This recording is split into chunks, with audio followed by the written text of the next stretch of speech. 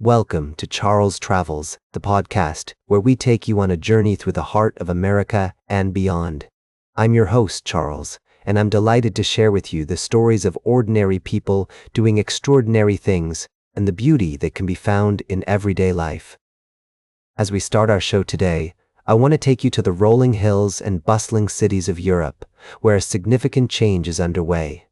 The World Health Organization, a global leader in healthcare, is facing a funding squeeze due to the U.S. decision to withdraw from the agency. This move has sparked a series of budget cuts, resulting in the relocation of several units and the departure of over 400 staff members. As I reflect on this story, I'm reminded of the importance of tradition and the value of taking the back roads. In this case, the World Health Organization's efforts to adapt to these changes will likely have a ripple effect on global health initiatives. It's a reminder that even in the face of adversity, there is always a way forward, and that the dignity of ordinary work can lead to extraordinary outcomes. But that's not all we're covering today.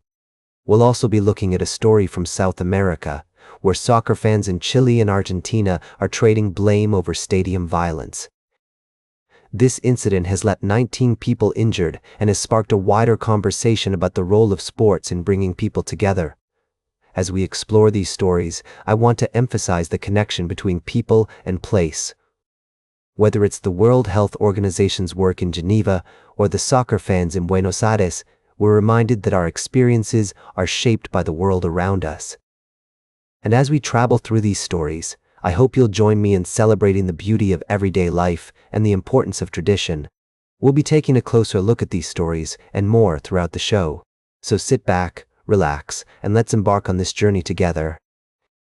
We'll be right back with more fascinating travel adventures on Charles Travels. Welcome back to Charles Travels, folks. I hope you're enjoying the journey so far. We've been exploring some fascinating stories from around the world, and now it's time to dive into our middle segment. Today, we're going to talk about a topic that's very close to my heart, the natural world. Specifically, we're going to explore how human activities are impacting our feathered friends. As I'm sure many of you know, light pollution is a growing concern. It's not just about the aesthetic impact of bright lights on our night skies, it's also about the effects it has on wildlife. A recent study published in the journal Science found that urban birds are staying awake longer each day due to light pollution.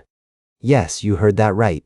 Birds are essentially pulling all-nighters because of our love for artificial lighting. The researchers analyzed over 2.6 million observations of bird vocalizations from around the world and found that birds in light-polluted areas were singing for an average of 50 minutes longer each day. Some species, like the American robin and the European goldfinch, were extending their day by more than an hour. Now, you might be wondering, what's the big deal about birds staying up late? Well, it's not just about the birds themselves, it's also about the potential ripple effects on entire ecosystems, as Dr. Systems. Brent Pease, one of the researchers, noted, "We were shocked by our findings." The team was surprised to see that light pollution was having such a significant impact on bird behavior. And it's not just birds, light pollution affects many other species, from insects to sea turtles.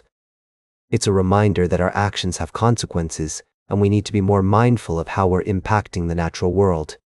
Now, I know some of you might be thinking, but Charles, what can we do about it? Well, there are steps we can take to reduce light pollution. We can use energy-efficient lighting, turn off lights when not in use, and support initiatives that promote dark sky conservation. It's all about being more aware of our impact and taking small actions to make a difference. As I always say, travel is not just about exploring new places, it's also about appreciating the beauty of the world around us. And what's more beautiful than the songs of birds filling the air?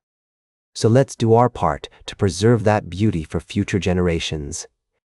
Stay tuned for our final story of the day, right here on Charles Travels. Welcome back to Charles Travels. I'm your host, Charles. As we conclude our journey today, we find ourselves in the West African nation of Guinea, where a devastating landslide has struck a rural community outside the capital city of Conakry. The news is heartbreaking, with at least 11 people killed and 10 injured after a mountain gave way due to heavy rains, sending a wall of mud and debris crashing down onto buildings. As I sit here, reflecting on this tragedy, I'm reminded of the power of nature and the fragility of human life. The images of the devastation are a stark reminder of the dangers that lurk in the natural world and the importance of being prepared for the unexpected.